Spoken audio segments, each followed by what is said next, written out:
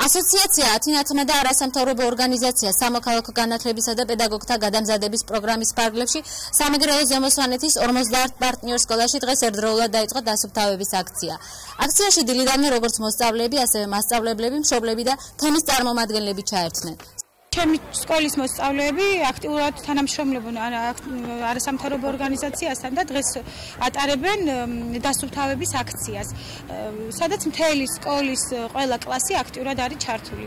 და რაც უფრო ხშირად ჩატარდება ასეთი დასუფთავების აქციები, არა მარტო სკოლის ეზოში, არამედ ზუგდიდის მთელი ქალაქის მასშტაბით კარგი იქნება. და ჩვენთან შაბათობა ბავშვები ამის შესახებ დაუწყებულები იყვნენ, ჩატარდა ორგანიზებულად და უნდა გითხრათ, რომ ძალიან ხალისით მიიღეს მონაწილეობა ის, რომ გამყოლაფერი ეს გამწმინდის საშუალებები მოიტანეს და ცდილობდნენ რაღაცა გაიკეთებინათ და დაესუფთავებინათ თავიანთი გარემო. პროექტის მიზანია მოზარდებში ადრეული ასაკიდან გარემოს დაცვითი ცნობიერების ამაღლება. დასუფთავების აქციაში მოსწავლეები დილიდანვე საკმაოდ ხალისიანად და ენთუზიაზმით ჩაერთნენ. ტარდება ესეთი აქცია შაბათობა.